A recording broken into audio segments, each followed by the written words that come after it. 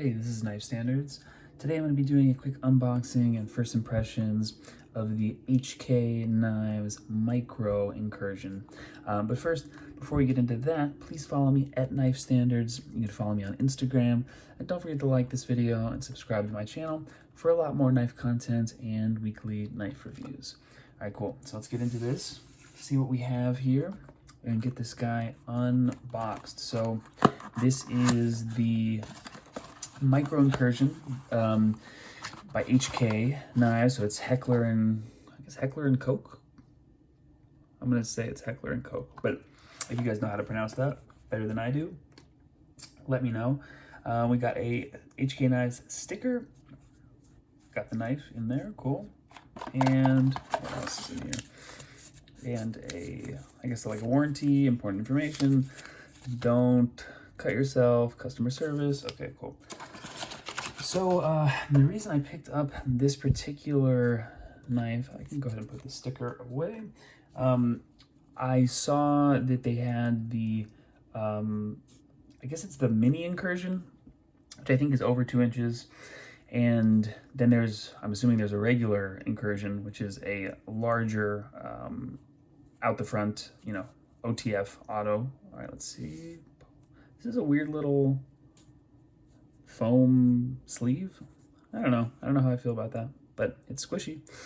All right, cool, let's get rid of that. And here we have it, the Micro Incursion. So again, it is an OTF, out the front automatic knife. And the reason I got this one was simply because I was looking for another sub 2-inch auto that I'm kind of on the hunt for who makes the best sub 2-inch auto. So far, I've tried a couple Microtechs. I have I have one more. Shoot. I have the USB, which is Boker, and then I have I picked up the Micro Incursion. So this is HK Knives, my first knife from them. I think Hogue makes HK Knives. So let's go ahead and fire it out. Let's see. Okay, not bad. Got the HK logo, Micro Incursion. Of course, this is a tiny knife. This is, 5th pocket knife, little kind of mini utility knife. Action is a little stiff, but man, it definitely fires hard. Like this is, the tension kind of builds up and then boom, it fires. So not as smooth or as easy as the, what's it called? The Mini Troodon. That's number one for me as far as sub 2-inch autos go, or out the front autos. The Mini Troodon is king. But this is an interesting little knife. Now, the bevel looks a little, is that just light?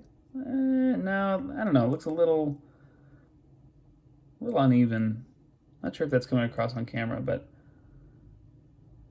let's go ahead and try and just do a quick, little edge test. I have some scrap paper here.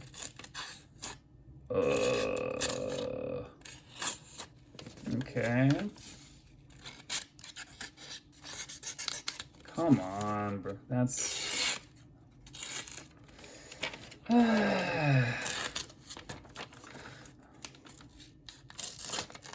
Okay, well. Now it's not... Yeah, it's not sharp. It's not like I've definitely felt duller factory edges, but man, why do that for him? So frustrating. All right, let's give it another try. Yeah, it's just not a good, it's just not a good factory edge. Wow, that is so disappointing. I mean, and here is, just for example, I have my, what is on my bench? I have my drift. I mean, come on. And then the drift has been used and carried and, beat up. And this thing, man, I'm like, I'm pretty bummed about that. That sucks. Now, of course, I know you can sharpen it. I get it. Maybe it just needs a stropping. Like the knife is not, you know, a lost cause. But as far as first impressions go, out of the box, I'm putting this in Migron. What was that knife called? The Pagos. Migron Pagos territory, where it's just, you know, to be fair, this is not a butter knife. I mean, there is an edge there. It just feels so uneven. Like on the clip side, I can feel like the edge. I can feel that angle, that geometry. And on the show side, it's like totally smooth. It's like they forgot. I don't know. It's like they forgot one side. But anyway, I'm gonna stop harping on that. Let's go ahead and talk about the knife a little bit. This looks like aluminum, kind of like a brushed aluminum, which I think is very cool. Oh, actually, is it aluminum? Yeah, it must be aluminum. Hold on. Yeah, okay. Oh, so they call it brushed clear aluminum. So you can see this clearly looks like aluminum, brushed aluminum, but then these sides are kind of like blasted or you know, it's a little bit, not rough, but there's definitely some texture. It almost feels like a G10 on the sides, which I think is actually kind of cool. Most OTFs are aluminum, so this fits right in. Looks like we have a reversible deep carry clip, which I think is cool for any lefties. I don't know if you would need to reverse the clip because you can just hold it the other way, but maybe, you know. Those screws do stick out, which I think is not the end of the world, but I feel like they could sink those into the scale if they really wanted to. Now this is, you know, is this budget territory? I kind of forget what I paid for this knife. I'm thinking this was like, around 100 bucks or maybe sub 100. So is it a budget knife? I don't know, right on that border, if I remember correctly. I don't know what these are going for right now, but I'll definitely look that up before my full review. Again, the action, I mean, it really does fire hard. Like, it's loud. I mean, it's loud. Definitely snappy. We got a drop point blade. Looks like a stonewash finish on the blade. We have 154 cm. Oh yeah, there you go. It says Hogue on it. Yeah, so Hogue is making these. I thought Hogue was outsourcing. I think maybe Benchmade or someone was making stuff for Hogue. So I don't know if that's still the case, but I'm sure a Benchmade, you know, American knife expert can hop on the comments and let me know. But I guess that's cool. I wonder if HK Knives is part of Hogue, or I wonder if they just make knives or do the production. If Hogue does the production for HK. Anyway, it's cool that they're made in America. I think these are made, I think it's maybe Nevada, but made in America. I think that's a cool thing. I live in America, so you know, +1 for the home team. But this is disappointing for an OTF. I forget exactly how much this thing cost, but it's already, the first impressions are not stellar. As far as ergos go, it's not bad. I mean, I know what I'm getting into. I know that this is a tiny knife. It fits in the palm of my hand. It's kind of cool that they have this little ridge. I don't know what, well, yeah, so you get your 2 fingers in right here. Third finger goes behind the ridge, and then, of course, only 3 fingers can fit on the knife, so you got that 4th finger hanging off, but it gives you somewhere to kind of land, and even this ridge up here, I do like that. You can kind of grip underneath that ridge, get your fingers locked in, and then because this isn't like buttery smooth action, you kind of have to hold down and then boom, then push. Definitely a thin, pointy blade. Oh, that's what I was gonna say. 154 cm, good steel. Like, it's, you know, I feel like that's, depending on who you ask, that's budget territory steel. Good steel. I am less and less of a steel snob. I feel like the amount of money that you're paying should correlate with a certain steel. You know, you're not going to necessarily pay, you know, $500 for a knife and get S35VN, or although unless you like Chris Reeves, no, that was the low blow, low blow.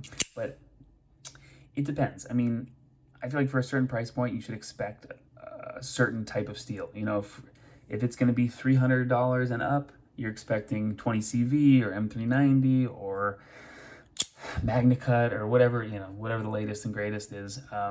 Maybe XHP. So for the price of this guy, which I'm thinking this was 80 to 100 ish, or right around there, I don't mind the steel.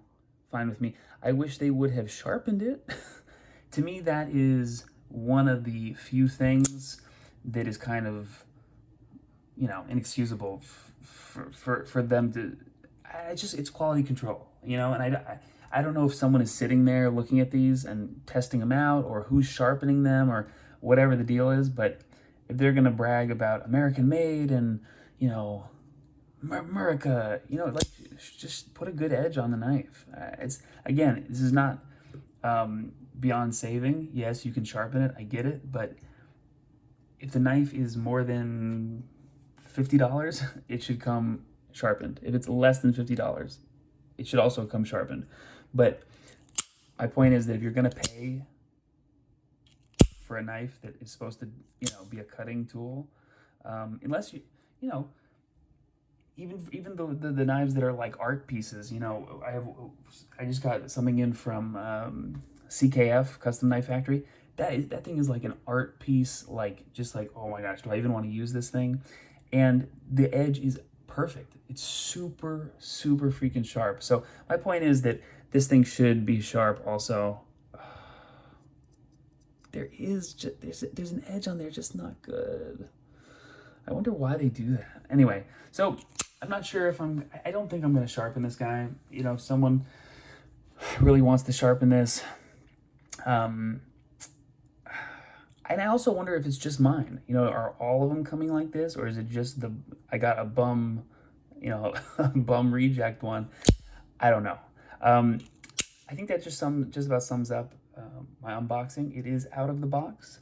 First impressions, not great. But I'm trying to keep an open mind. Maybe this thing will just impress me with its amazing deep carry clip. I don't know. We'll see. I'll definitely give this at least a day of carry and see what happens. But yeah, we'll see how it goes. Thank you guys for watching. I really appreciate all the support. I have some awesome knives coming up and some really cool stuff in the works. So I appreciate everyone's support, comments, you know, follows, subscribers, everything means a lot to me. So thank you very much. This has been Knife Standards. I will catch you later.